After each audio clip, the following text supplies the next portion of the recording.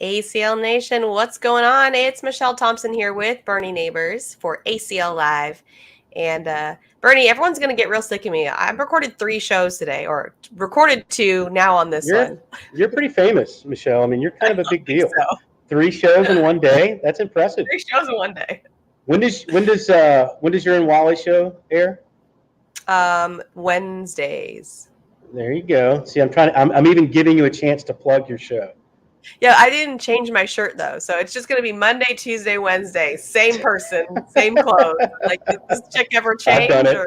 You know how many times I've done that? How many times I've gone from ACL Live, record Borderline the next morning or that day, same stuff, but it's 4 days later, right? Yeah, exactly. Just one, like, man, guess he washed clothes. I know. We're not very sophisticated over here. Yeah. Hey, we missed you. We missed you in God, where were we? Fort Worth. I know. Fort Worth. I was bummed to miss that. Obviously, my cold or the sinus thing I had got the best of me, and not only was it responsible for me not to go and get everyone sick, number 1. Yeah. Number 2, I was not sure how that plane ride was going to go with how much sinus pressure I had in my head. My head may have exploded on the airplane. I'm not really sure, but I was not trying to find out. So it's okay. I rested a lot. I'm ready to go. It sounds like you still got a little residual, little head cold going on there. Is everything out? Everything good? Did you ever have a fever? No, I didn't have a fever. I would say it's like 98% better. There's just like a little bit of remaining junk that will move its way out probably in time. But yeah, good. I feel fine. So that's the important part. Are you excited about Erie? Are you excited about going up there? Yeah. I'm so excited. It seems like Erie's kind of becoming one of our spots, right? Well, I never been. So what? Did you guys go last season, or was it an open? Yeah, we've been the last couple of years, unless it's all running together. I mean, I know we've been up there twice already. I believe. I think this is our 3rd trip to Erie. Okay. Is that right? Okay. Yeah, it has to be. Yeah. Because we went. I don't know. This is my first time. Yeah, because we went during the COVID year that we were traveling. We hit Erie. That was the first time. Then last year, pretty sure we were in Erie, and so now again, it's fun right there on the water. Right there on the lake. It's nice. Who knew? That's going to be awesome. Yeah, so I think I only did the Nationals last year, so that's probably why it obviously wasn't a National. It must have been a shootout or an open, so I didn't get to make that trip. But I am looking forward to being on the water. I'm going to spend a couple days in Rock Hill first. So I leave tomorrow, actually. Yeah, I just couldn't find a good flight to get to. Sacramento's a small airport and Erie's a small airport, so it was just kind of a cluster mess of things trying to make that happen. But I'm driving. I'm actually driving. I'll be in Charlotte tomorrow. I have a doctor's appointment, and then driving Wednesday up, because from there I go to the Outer Banks, and so there's no real airports there either. So the only place you can fly into there is Norfolk, Virginia, and then you have to drive back down. I was like, you know what? It's saved the company some money, not paying for plane tickets all over the place. Oh, look, the noise just went away. How long is that drive? From Charlotte to Erie, probably 9 hours, 9 hours. Not horrible. And then probably something similar out to the Outer Banks, probably. Nothing terribly fun, but if I'm in my own vehicle, where I can listen to music I want to listen to and it's more comfortable, I actually don't mind driving all that much. It's not the worst thing in the world. I'm not a huge fan of driving big trucks that are very uncomfortable. I made the mistake of saying that one time. They're like, "Oh, cool. Well, then you'll drive it." And like, no, those big trucks are not comfortable. The big box trucks, not that comfy. Different ball game. Yeah, completely. Awesome. Well, I am very excited. We are going to cover the singles brackets here tonight. We're going to take a quick break here, and then we'll come back and start in bracket A right after this.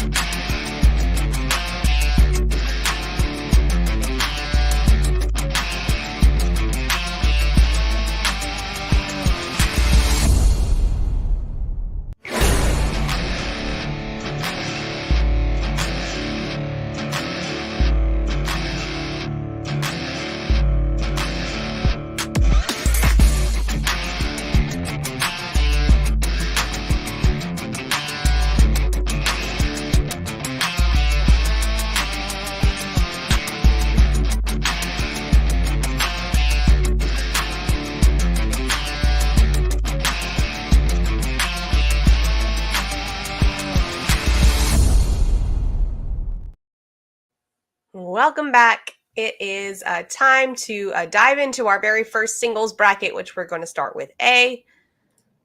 Bernie, what are we looking at?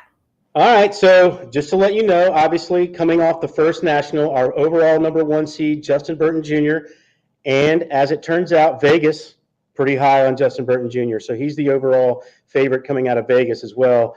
If you look in that first quadrant, oddly enough, I kind of like that Rosie Streaker-Donald Cup matchup, but if you look through the first quadrant, it's like, all right, Justin Burton Jr., man on fire. Everyone knows how great he is. Technically the number 1 player in the world at this moment. Who in this quadrant do we think can give him some trouble? You look down in game 4, Jordan Power, Mark Lopez. I think Jordan Power on his A game can give anybody trouble. So obviously that's a name to look for.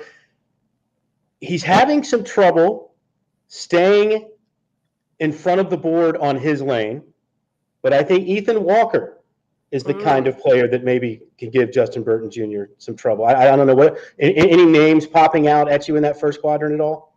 No, I mean, I think I agree with everything you said. We also don't know who out of the PDC is going to be in that spot. Right. Like if he has to face like a Vincent Frisch. I don't know too many of the PDC players, but obviously Vincent being from my area, that's a tough match. That's not a fun game. That's not an easy win. So, I'm not saying that Justin's not going to maybe get that win, but it is going to be a tough first game if he gets someone hard out of the PDC, kind of like what the Gores did last season where Right. you get the 1 seed, you're like, this is awesome, and then you play a Gore, you're like, this is not awesome. This is not fun. The one good thing about the talent that we still have available in the PDC, I think it gets the 1 seeds, and you'll see some of the 2 and 3 seeds also will get a PDC player in certain brackets. It gives them something tough to do right away. I think sometimes it's difficult once we get through the season and the seeds kind of work their way out. I know most players don't do this, but human nature sometimes is you're like, oh, I don't even know who that person is. That's an easy match, and you can kind of overlook it. I think with some of the PDC talent that we have available now, obviously last year with the Gores, this year with a Vincent Frisch and a few others, you can't overlook it. I think it's actually good for a 1 seed to have a match that kind of gets them into the tournament, right? Gets their head thinking, obviously they're going to try to win every match. I'm not saying they're not. I'm just saying that it's good to have a tough match to start, I think. It's a different level of focus. It just is. Thank you for saying it much better than I could. That's no, it's a valid point. So hey, I agree with you there. Yeah, if you look down next quadrant, I like Carson Getty. He's shown what he can do in the Open Series.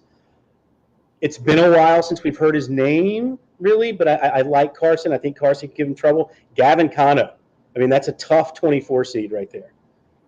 Obviously he's made most of his noise in doubles, but that's a huge 24 seed right there.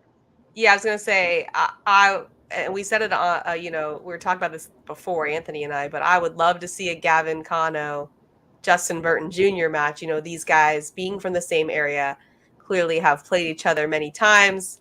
That would be a fun game to watch. And honestly, outside of those two, I'm not really sure. Duncan Klemmer has the potential, but we haven't really seen it. Mm-hmm. So I just don't really know what to expect there.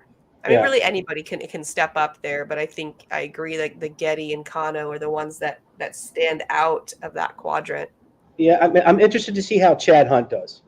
Another guy that's had some big moments in Open Series.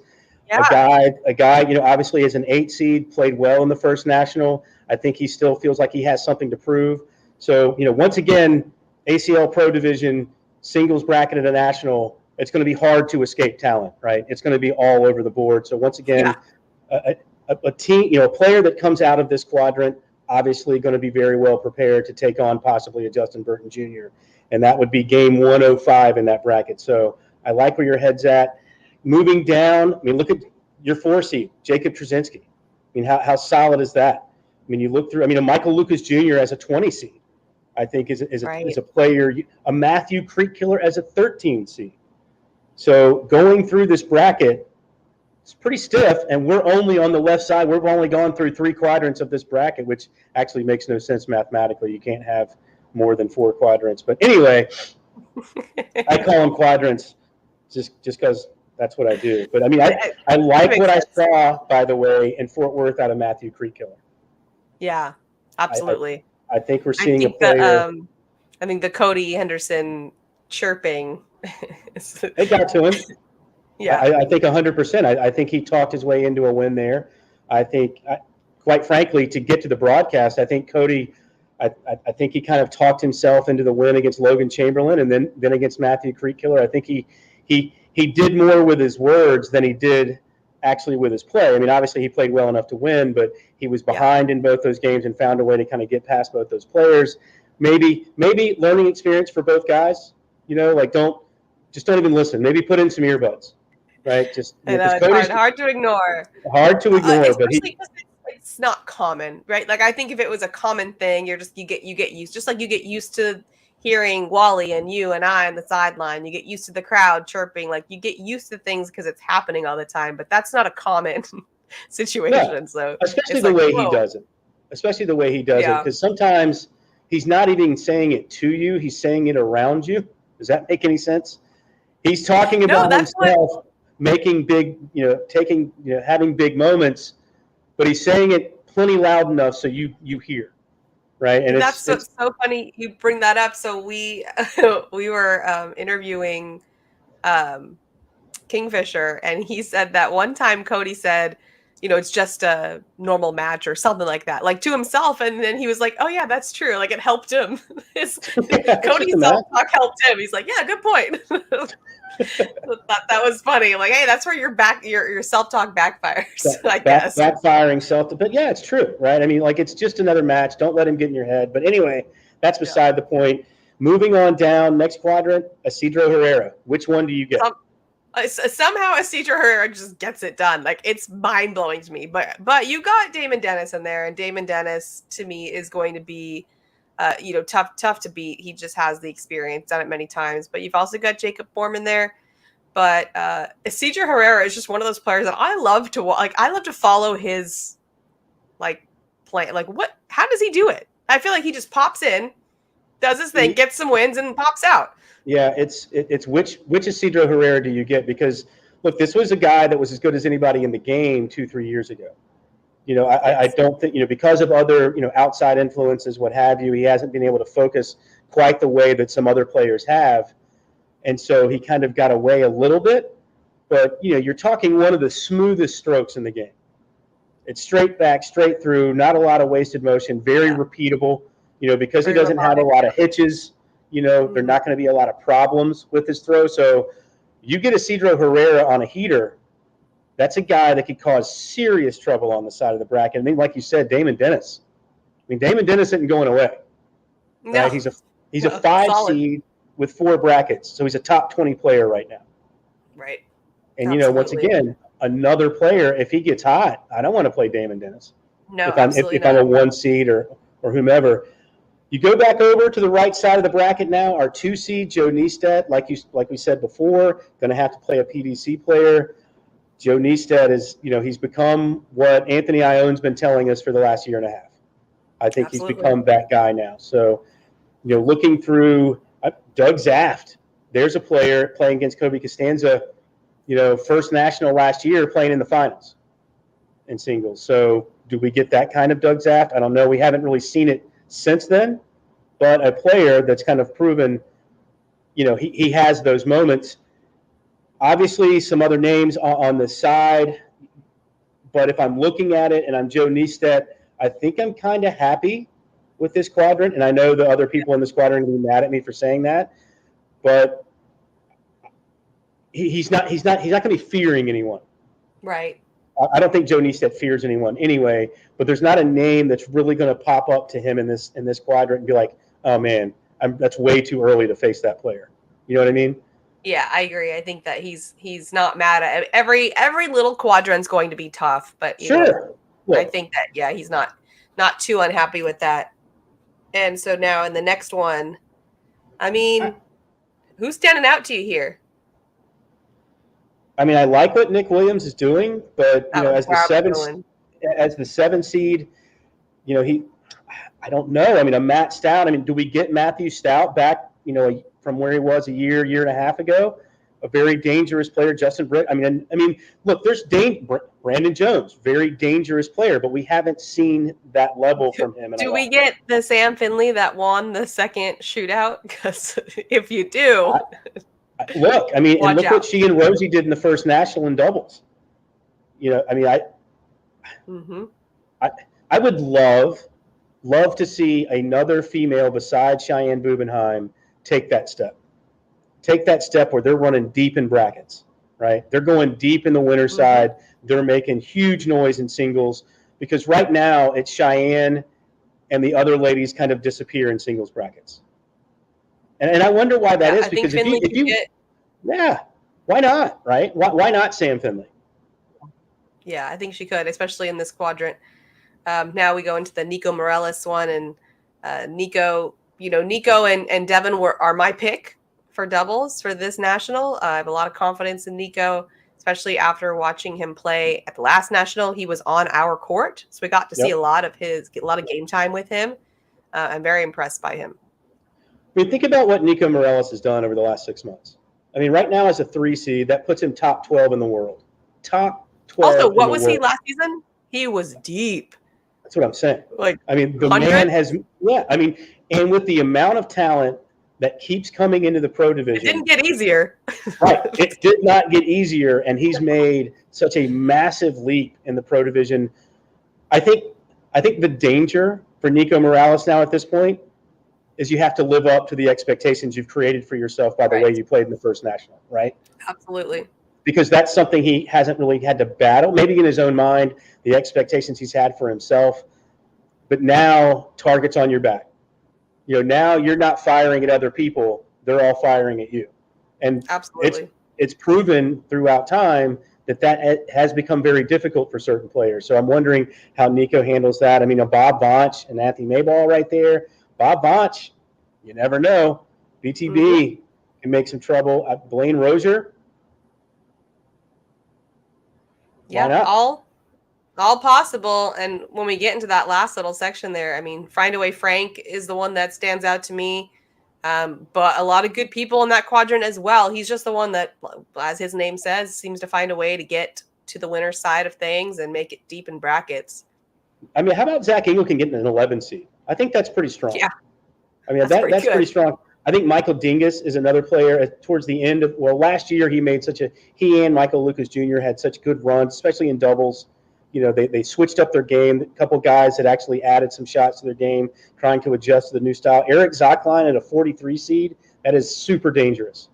Yes. You're not going to find many better 43 seeds than Eric Zockline. So if you get him confident about his game, that's a player that could cause serious trouble. I mean, Jay Dotson's the same kind of way. But Frank Modlin, how does he do it? Seriously. he does his way through. I don't know. Smiles his way through. All right, you know what? Let me ask you this question. If we're playing, and let's say you and I play, I get a 12 and I hit a big airmail on you and I get 4 points, right? Should I be the one offering up the knuckles? We've already been through this. Because to me, that seems like gamesmanship. Because if I've given up 4 points to you, you know, I'll offer it like, hey, great shot, you know, way to go. But if you offering it to me almost seems like a little bit of a slap in the face. I'm not going to get into this conversation with you because when you got into this conversation with Wally on the stream and you were arguing with him and then he goes, oh, I see. So Bernie's opinion is just the only opinion. And I was like, yes, Wally, go Wally. Because that is we talked to Frank. We asked him about it. Do you honestly think he's going to say that he's – oh, come on. Come on. I believe him. Believe him. And just because you don't doesn't mean it's right. That's all I'm saying. People say different things. Bernie's word is not the last word. So you don't think people say different things off the record than they do on the record? I do think people. I don't think Frank. All right. So who do you like in this bracket? Trey always does this to me. Give me one player and then maybe give me an outlier that you think could win this bracket.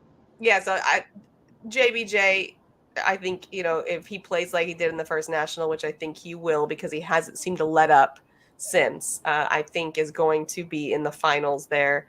And And I think it'd be really cool, as you said, to see a Sam Finley who absolutely has the talent to make it. And I like where she's starting off in this section. So let's say Sam Finley for a I like that. That's way out. I mean, I'm going to go with. I feel weird calling her a sleeper, but yeah, I'm going to go with you on JBJ. I mean, Vegas even has him as a favorite. But even though I said all that, Frank Modlin is probably my after all that. After all that, yeah, I'm still going with Frank. But no, I think honestly, you have to be honest. I mean, it's Justin Burton Jr., at least for right now, his bracket to win. But Frank's going to cause some trouble in this bracket, I got to feel. I think so. I think you're right. All right. We're going to take a quick commercial break, and then when we come back, we'll go through bracket B right after this.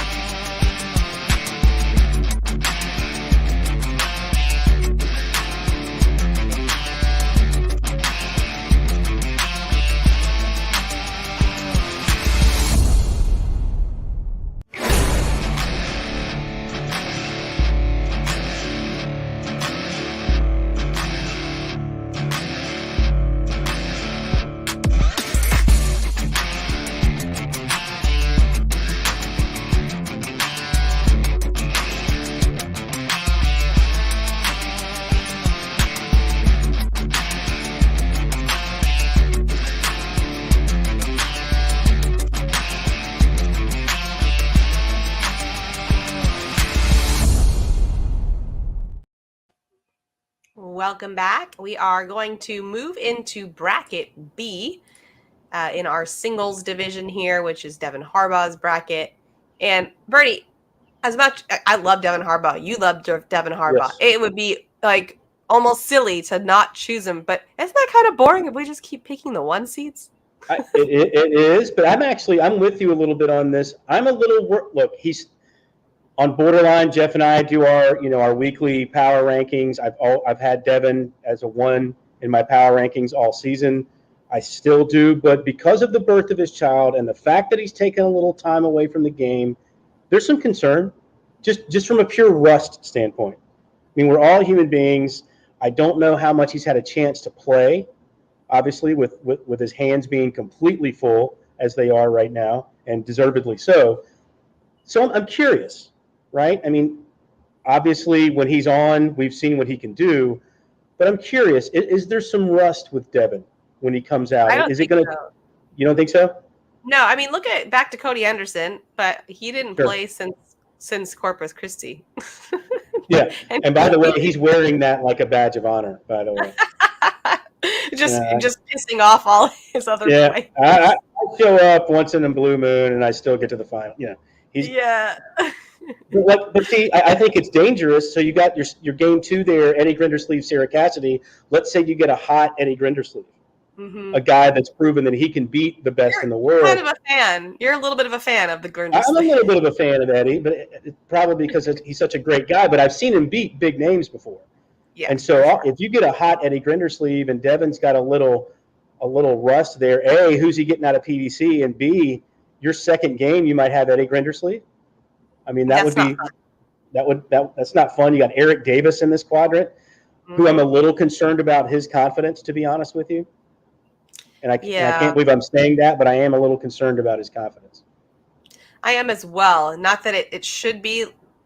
It's just that sometimes the young players, when things aren't going their way and they really think they should be and they don't really know why they're not, can get really down on themselves, and that can be pretty dangerous for their game.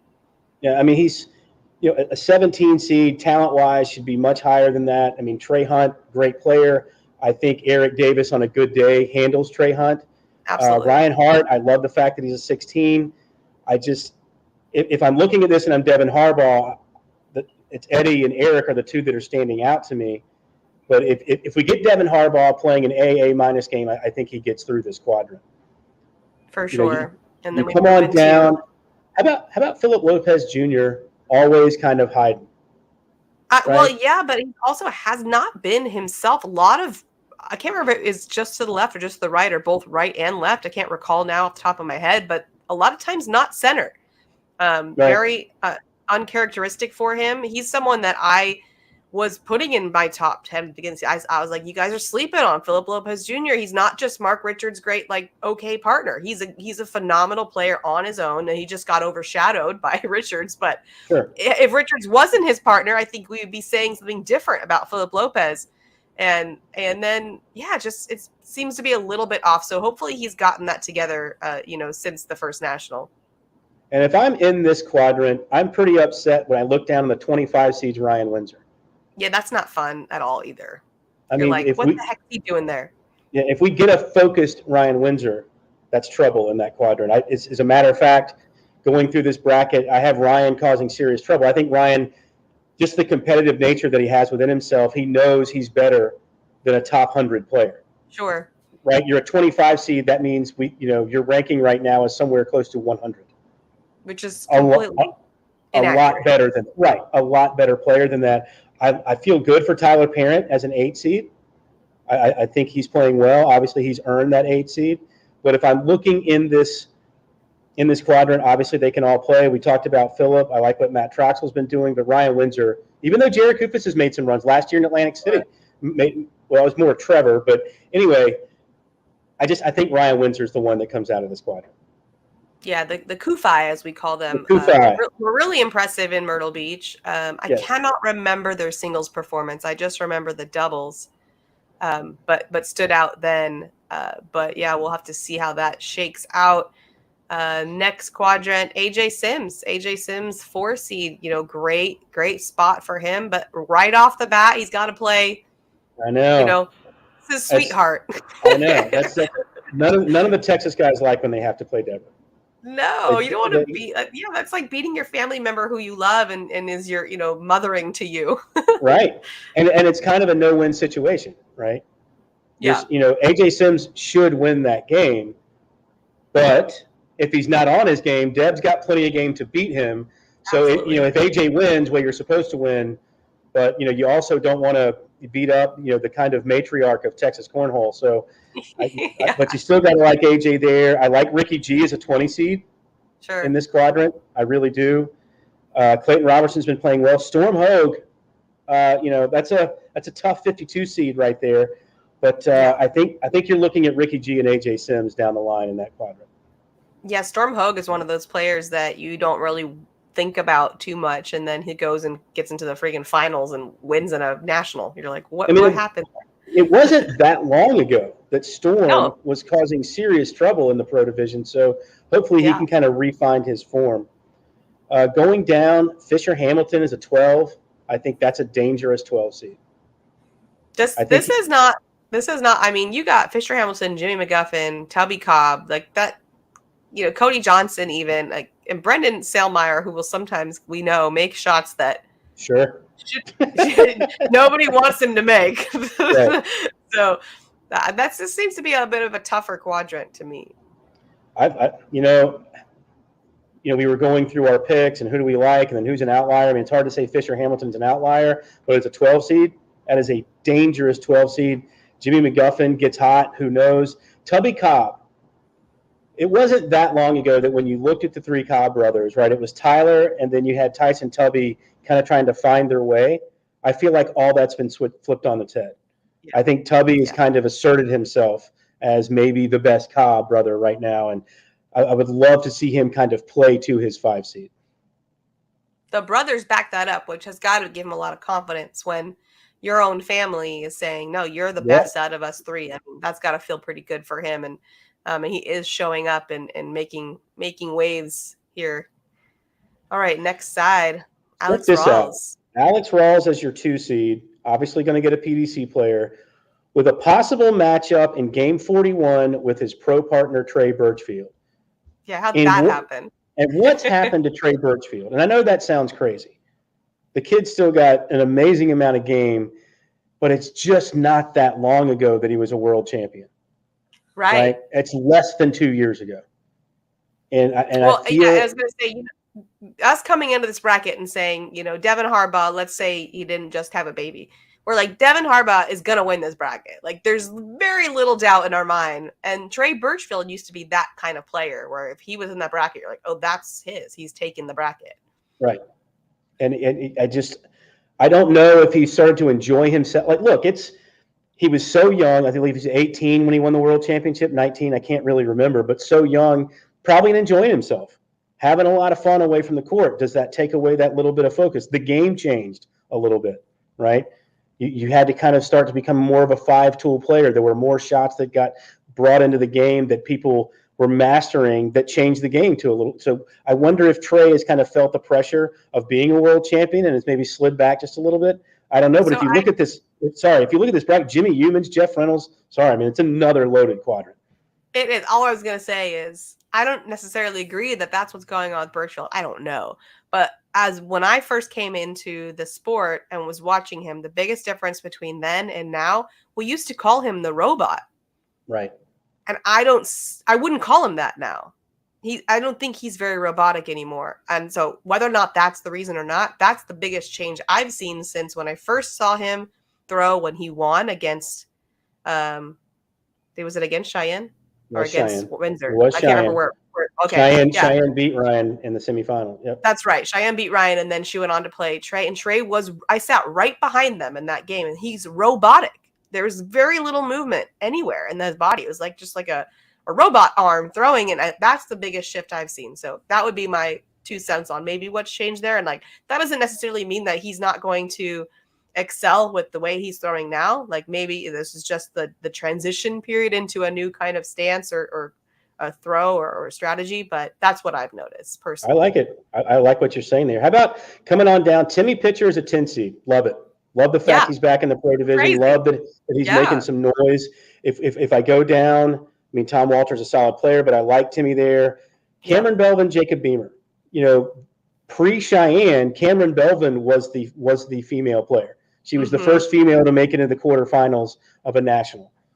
So she was kind of the lead dog, if you will, of the female pack. And I would love to see her get back there again. I would too. There's certain players that we talk about as being really, really competitive. A Lori Dool, a Cheyenne. Do you think Cameron is like that? Does she have that same kind of fire? It's easy to say no, but I think she kind of holds it in a little more. I think she's very competitive, but I think she's very hard on herself as well. Got it. I think sometimes when she doesn't feel like she has her A game, she's really all over herself. She's not cutting herself any slack. I understand how that is. I know exactly what that feels like. Someone else is like that. I do know someone that is like that, and it's tough because you want to be so much better. That you're better than you're showing, and I think she kind of gives herself a hard time. You look down in this quadrant. You've also got Jay Rubin as a 7 seed. That stands out pretty strong. As a matter of fact, if you look at this going up against Ty Scott, I kind of like Jay Rubin coming out of this quadrant. I do too. I think it's a safe bet there. But I think Cameron, like we were saying, is completely able to take the win out of this little section. And so whether or not she has to be a little bit kinder to herself or, I don't know, have a more fire, I don't know what it is. But if she finds that, I think that she's dangerous there for those lovely players. Yeah, and speaking of the women, then we move on to Cheyenne. Cheyenne Bubenheim, the 3 seed. Cheyenne is, to me, a different player this season. I was a little worried with a lot of the things going on in her life. I was worried if she would be that same player. The way the game has kind of changed, would she kind of start to move down a little bit in the pro rankings? 3 seed, top 12 in the world right now. No, she moved up. She's She moving moved up, not down. and she's someone that's going to fill it up, right? Bags are going to be in the hole, and if you block her, you have to block lower on the board because level 1 block, she's going right through. Push through. Yeah. She pushes through everything. And if she can get her airmail or whatever big shot that she needs, if she could get her airmail to say the top 15% in the pro division airmail, I think she could actually make a run at a legitimate top 5 player. So obviously you look in this bracket and the bottom, Tony Smith, Noah Almanza, game 28. Jumped off the page when I saw it. Tony Smith, Noah Almanza, Moses Azueta. I mean, this is not an easy little section here. This once again, another loaded quadrant. I love the way Tony Smith's playing. I mean, I really do. I think he's kind of found his game. The glue bags. Yeah, I don't know if he just kind of woke up on the season a little bit, especially in the open division, but then you watch him play outside of that. I think that's the most dangerous 14 seed you could possibly have because I think he's really rounding into shape. I'm loving Tony Smith as that 14 seed. Yeah. Moving on down, Bag and Bill at 11 seed. I like Jalen Jones as a 27. Travis Purser as a 6 seed. Rookie. Making his way. And name only. Yeah. Been around the game forever. Carolinas region. Heck of a player. I'd love to see him live up to the 6 seed. You're a top 25 player as a 6 seed.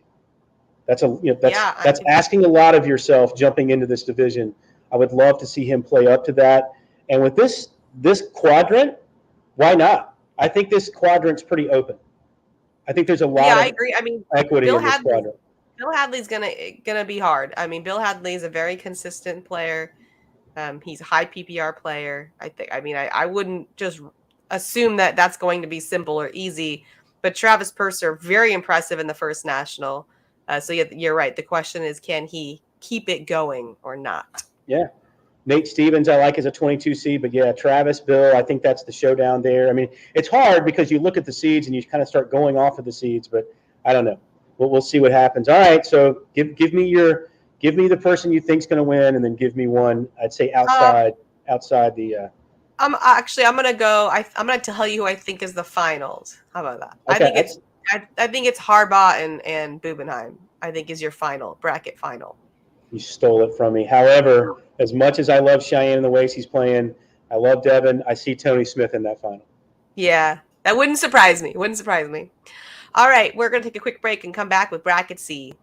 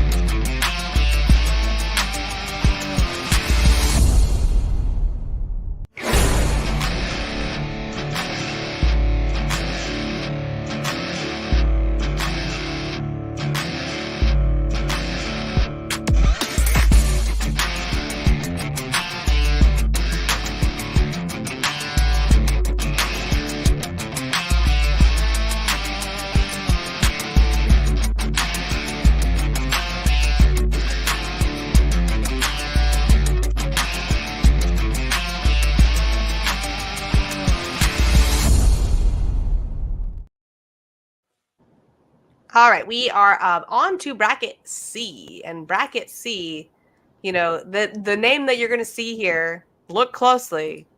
It's not Alex Rawls. It's Alan Rawls. Yeah, Alan Rawls is a 1 seed.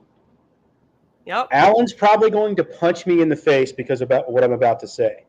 Oh, geez. If I'm in bracket C, I love the fact that Alan Rawls is the 1 seed because we just Why? don't know if we get that. I mean, is Alan Rawls a top 5 player in the world? Is he? I mean, right now he's playing like it, but is he? Over the long haul, is Alan Rawls a top 5 player in the world? I don't know. Maybe he proves me wrong.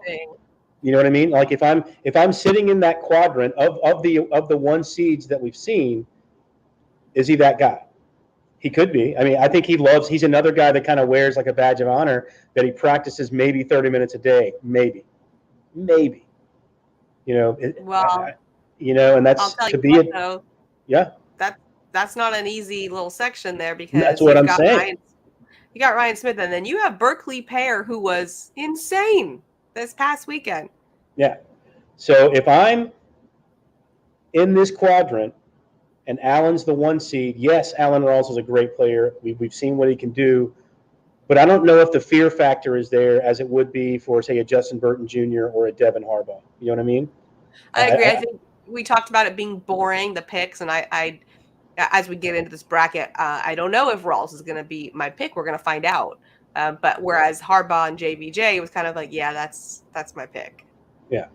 So, going through there, we mentioned Ryan, we mentioned Berkeley. I mean, you got Allen. I mean, I don't know. I feel like Ryan Smith is getting better. I feel like I think his game is kind of rounding into shape. He's always been good in round limited formats. I think he's getting better and better. So I think that's a very dangerous player at the 17.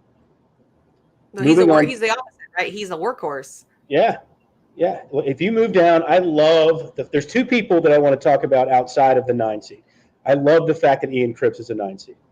Good for him, right? Yep. He had to play his tail off to stay in the pro division towards the end of last season. Now you go through 1 national and you're a 9 seed. You're essentially top 40 in the world. That's awesome. Way to go, Ian. Way to be there. Looking through this list, he's playing against Elizabeth Tennyson, who showed me a ton of game this past weekend in Fort Worth. I thought she played 11. She almost wins the shootout.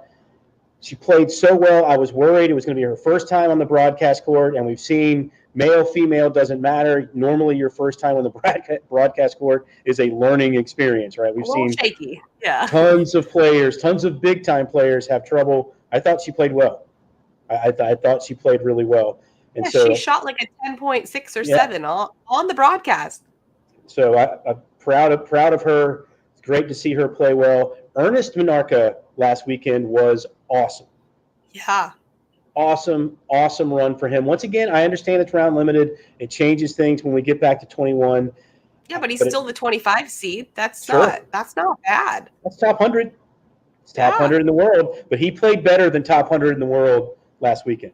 He was much better than that. So if we get that guy this coming weekend, spells trouble for this quadrant. Eric Anderson is an 8. Eric is always dangerous. I think if Eric has an issue, it's his A game and his B game has a lot of space. He's got a low floor. Yeah. And that's when you look at the top elite, that B game really isn't that far down, and I think Eric's is a little bit further down. But his A game is as good as anybody's. Agreed. So curious to see which Eric Anderson we get. But looking at that quadrant, if I'm a betting man, I loved what I saw out of Ernest Minarca. If we get that Ernest Minarca, I think he gives Eric trouble in game 36. But to me, that's a quadrant that's open. I don't know. Who do you like in that quadrant? I completely agree. I think it's open. I think Ian Cripps is an incredible player, and there was definitely moments this season that I have felt really, really confident in his game. So it wouldn't surprise me to see him take that little section at all. But I do think it's open. I like it. How about Caleb Batson as your 4 seed?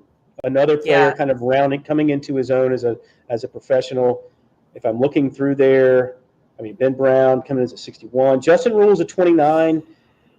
maybe a little trouble. I like Brevin Valdivia as a 20. Steven Bernasette. Do we ever get Steven Bernasette back? He's a 13.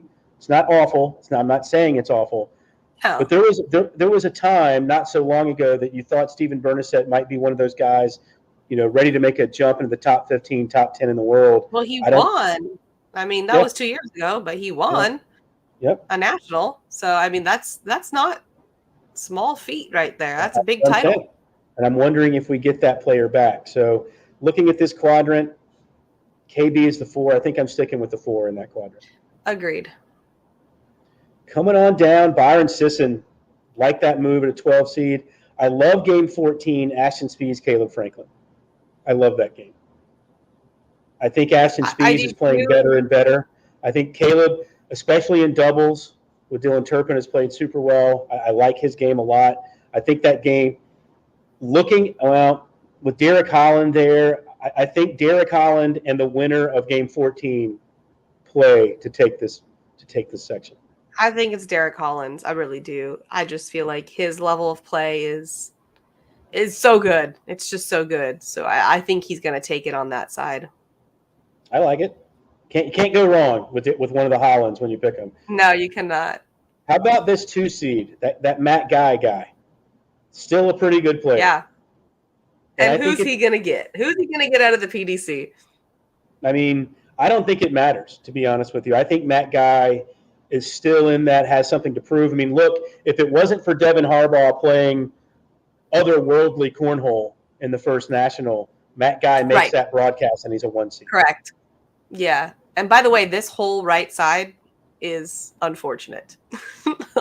I would not want to be on this right side at all. This does not look like an easy path. Yeah, but I love Matt Guy as a 2 seed. Dave Sutton, always quiet, playing against Robertsbury, always underrated, dangerous player. But if I'm Matt Guy, I'm kind of liking what I see here.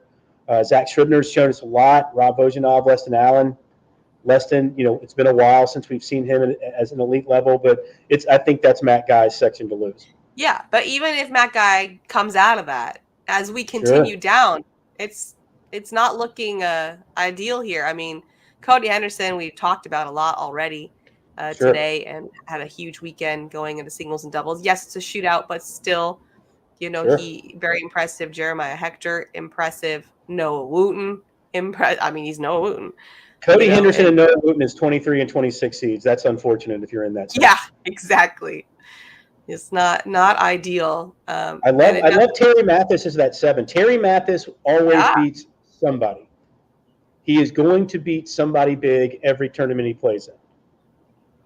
Gonna take one of those wins that somebody may have written off, huh? Be careful if you're one of those guys and you end up with Terry Mathis on the other side of the board. That's all I'm saying. Don't sleep. Moving on down, 3 seed Kyle Malone. I mean, the beginning of the year, who was playing better than Kyle Malone on the planet? Really? I mean, he was out of this world. Yeah, still. I mean, his air miles are not top 5. He actually had to play a lot worse to drop down to a 3 seed. Think about that. And he really didn't play all that bad. And he's sitting as a 3 seed. So I love Kyle Malone as that 3. Jackson Gore as a 35. And Pedro Cesueda as a 30. I love that game in match 26. Florentina Mendoza showed me a lot at the first national. Mike Ferreira, always sneaky there to 14. But I think Jackson has the potential to give Kyle trouble, but I think that's Kyle's section. Moving down, Andrew Guy showing a lot as an 11. How about Josh Holland as a 22? Yeah. Yeah, and Alex Hicks in that section. So we have Alex Hicks and Ian Cripps in the same one, right? Wasn't that Ian in this one on the other side? Yep, as the 9. Yep. So I've said this now. This will be the 3rd or 4th time I've said it. I keep waiting for that big moment from Alex Hicks. That's not hasn't happened. Yeah, that's outside of the Open Series. Obviously, he can't play in the shootouts, but he hasn't had that giant splash yet in the Nationals. Is this the National? Right, and you know, coming in at the 6th seed, once again, we're not mad at that. That's just we're waiting for that moment. And if it's Alex Hicks and Matt Guy, well, we've seen that. a few We've seen times it. now. Yep. And those are always good games. And, obviously we've seen Alex Hicks take a win there before. So wouldn't be surprised to see something like that happen. And we're talking about this entire bracket, and we're talking Who about do you Alan like? Rawls versus Matt Guy. Who do you I like? do like Matt Guy the way he's been playing. I have to admit. So I think I'm going Matt Guy, and then if you're sneaky, man, Alex Hicks, Jackson Gore, Kyle Malone, any of those could be there as well. And then I think in this bracket, you might see someone like a Terry Mathis or a Robert Sperry or someone that you were like, oh no, this squad is going to this person. Then one of those guys comes and sneaks in. I like Matt Guy. I'm with you. I think Alex Hicks finds a way to get to the finals of this bracket. I think this is the national that we see the splash. Okay. So I think it's going to be Matt Guy, Alex Hicks in the final of this bracket. Like I said, that's always a good match. So I'm happy to see it. All right, we're going to take a break, come back with our last and final bracket D right after.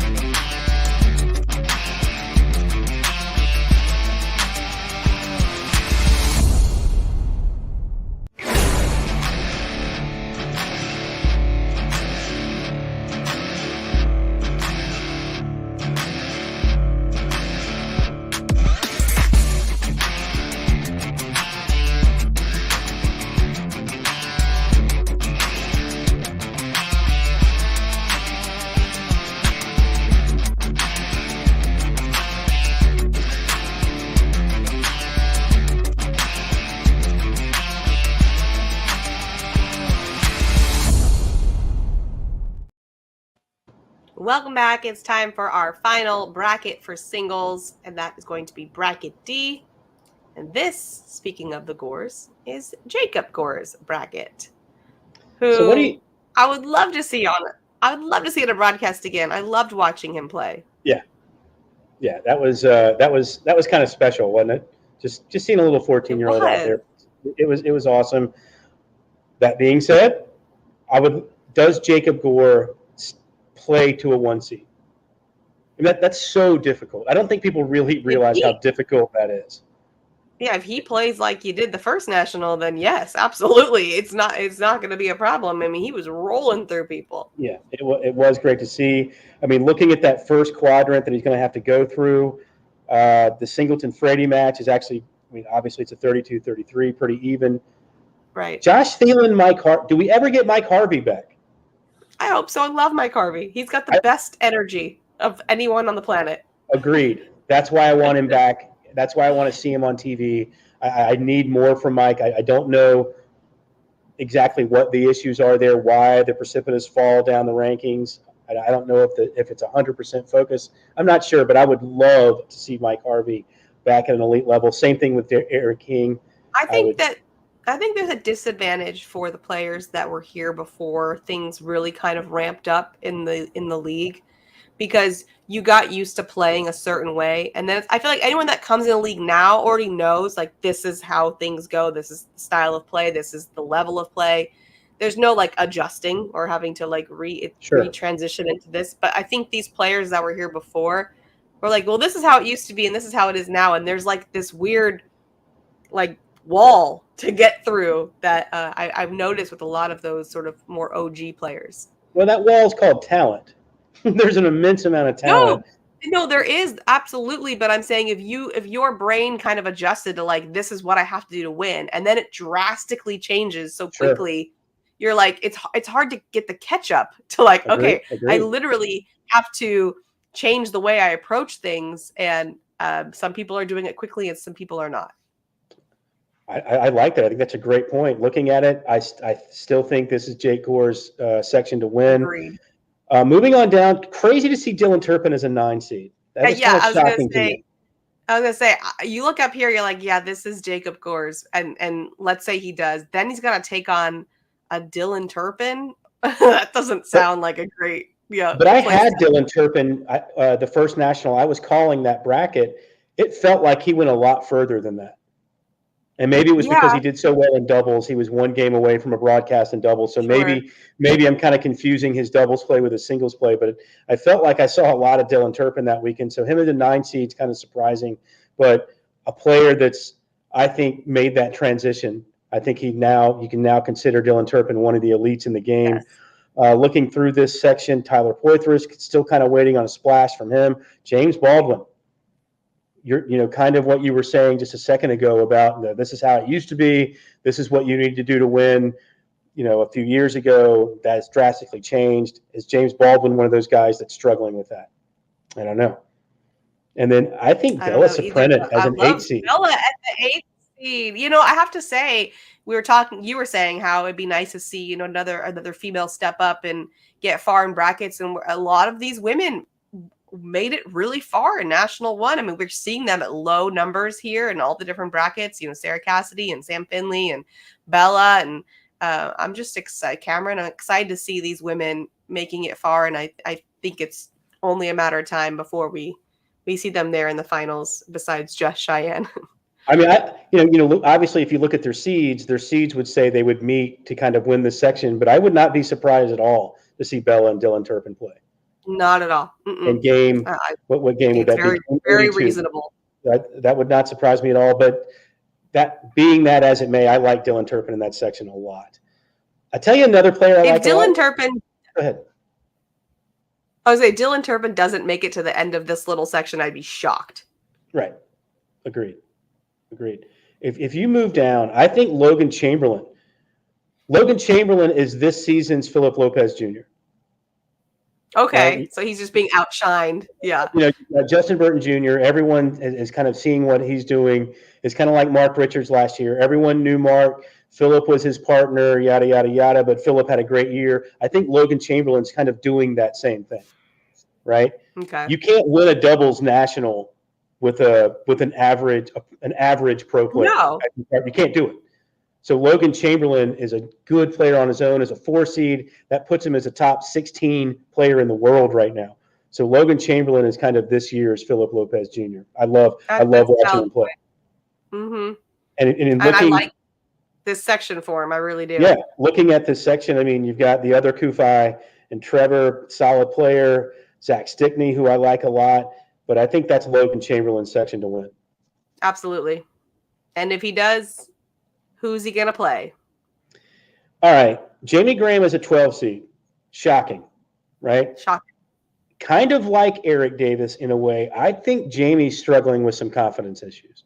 And I think that's fascinating. It would have made more sense, though, because he had that shoulder thing. But then, and so he wasn't playing well. But then he started playing better. Right. And you were like, oh, okay, we're good. And then didn't. It would have made so much more sense if it just never came back up. You're like, okay, this shoulder thing's like really getting to him, but he came back. So I don't know what's going on there. I think there's some residual stuff with the shoulder. I think he's a human being, and I think there's some extraneous factors going on. And I don't know if his confidence level is where it needs to be for Jamie Graham to be Jamie Graham. Which is crazy because anybody aside from Jamie Graham is like that. That guy should be one of the most confident people in the sport. So, I think that's kind of crazy to think about. I mean, Maybe I'm wrong. Maybe it's like I said, he's a human being. He's just had a bad couple of months. No big deal. He shakes it off. He wins this bracket. Who knows, right? It's just something that I don't know. There's something I can't put my finger on as to why he's not top 5 Jamie Graham. And oddly enough, this is the first time I'm seeing Jamie Graham in a section that I'm like, I don't know. Normally you're like, wherever he is, you're like, that's his. Okay, moving on. Yeah, right. And right now I'm like, I don't know. I really don't. I mean, I think he definitely could. Sure. Jordan Camba's there, Justin Stranger's there. But I don't know. I mean, I think so. I think so, but Cameron Kingfisher gets on a run. I don't think he wants to play him if he's not feeling 100%. Right. Exactly.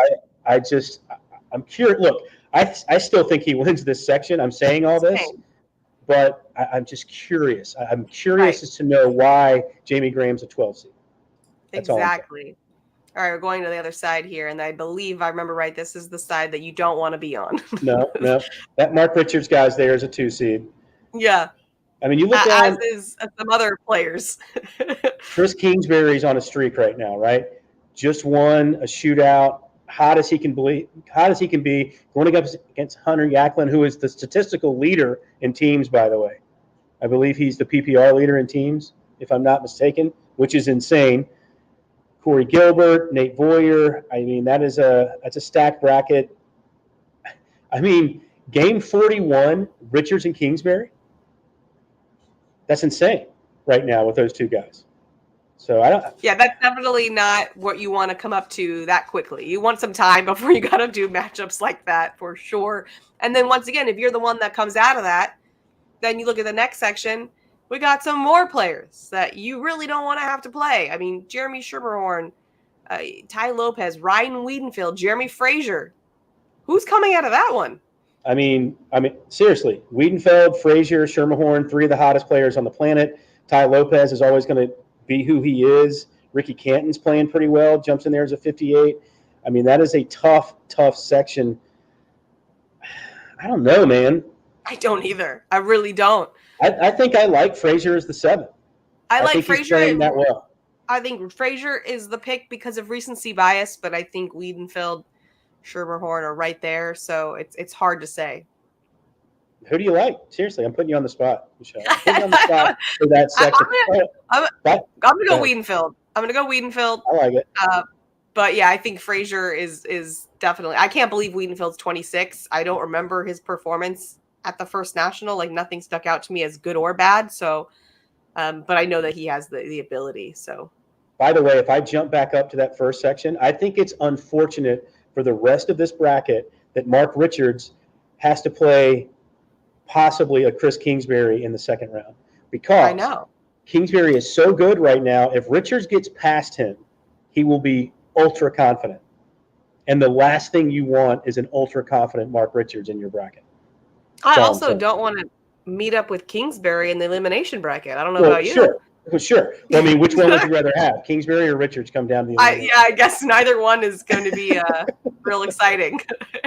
And then you go down 2 more. We come down to Hunter Thorne's section. I think this section's loaded. I mean, how about game 26 with Tyler Cobb, Adam Hisner? Yeah. Thorne, Cobb, Hisner, Ryan, Halbert, and even Sanchez.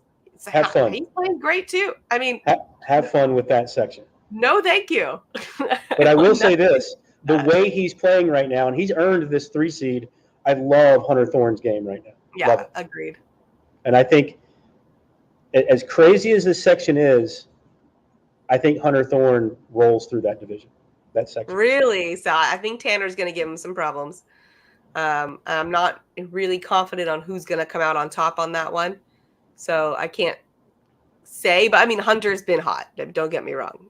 I just think it's so interesting. I think this got to be so validating for Hunter, because the beginning of the season, we were like, Noah Wooten's going to choose Hunter Thorne. Are you serious? And Wooten's like, nah, I know. And now it's switched, right? Hunter's the A. Yeah. Well, I mean, that's the Brat Pack group, right? They play together so much and they're around each other so much that Noah knew exactly who Hunter Thorne was as a player.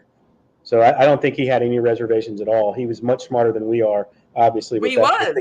And Hunter Thorne, the last 6 months, it's a handful of players playing better than Hunter Thorne the last 6 months. Yeah. And I remember I remember interviewing Hunter, I guess it was 2021. And I remember he goes, I don't know, I forgot how to throw. Like he was on having a really rough patch. He told me, Right. I think I forgot how to throw. So I love to see, I remember that interview. And then I remember the beginning of the season where we were like, what is Noah Wooten doing? Is that a smart move? And then now, and I'm just so happy for him. He has to feel so validated. So congrats to Hunter Thorne there. And then down to our last section. We made it through our last section. I like Curtis Haddix at the 11. I think he's been playing his tail off. Slowbomb Jonas, I think, is an interesting matchup. Sure. Glover Dolan, but Brett Guy is the 6.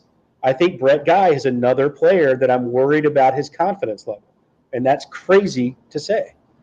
Because you're still talking a top 40 player. Yeah, no, I will say, like, when I run into Brett at events, he is like, I beat this person, I made it this far, like almost like he's a little surprised, and I don't think he should be. I think he's so good that he shouldn't be surprised when he beats anybody. I think that should be completely expected. 100%. He's hit some of the most iconic shots in the history of this game. Yeah, a lot of highlight reels. Yeah, should always be confident. I'm wondering if he's at the confidence level he needs to be. But that's it, Michelle. We've gone through all 4 brackets, but you got to give us who you like in this one, in bracket D. Yeah, so, man, Mark Richards, Jacob Gore, Dylan Turpin, Jamie Graham. I mean, this bracket is tough. I think I got to go with Mark Richards. I know that's not very sexy, but it wouldn't surprise me if it wasn't Mark Richards, just because there's so much talent. And if it's not Mark, then I think it might be Hunter Thorne. You took both mine. That's exactly what I would love to see Jacob Gore do it again. I think that'd be so cool, but that's who I'm going to go with out of this. And Dylan Turpin, or Logan Chamberlain. I don't know. I don't know, Bernie. And then I just named all the players. If you want to go double-digit seed, I'll take Jamie Graham. Right. But I think we made it. I think it's Mark Richards. We made it. We finished. We did it. All right, guys. Thanks for sticking hold to the end here with us. Hold on. You have to pick a winner. Oh, okay. So on the double side, I am going with Derek and Nico, or Devin. I'm sorry, Devin. Devin and Nico. I was thinking of his old partner, Devin Harbaugh. Nico Morales is my doubles team. So that's what I'm going with for doubles. In singles, man, that's a tough one. So who did I pick? I picked Devin Harbaugh. I picked Mark Richards, I picked Matt Guy, and I picked JBJ. So I guess I got to go Matt Guy. I think it's going to be Harbaugh Guy in the finals. I do. And okay. I have no idea who wins it. I have no idea who wins that.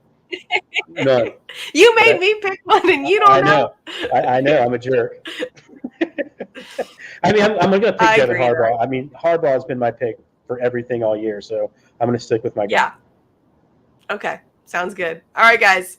We will see you in just a few days here as we come into our next national in Erie, Pennsylvania. So definitely tune into all the different broadcasts and ACL Cornhole TV for all the matches before that. But should be a lot of fun, and I'm looking forward to it. I'll see you there, Bernie. Yes, ma'am.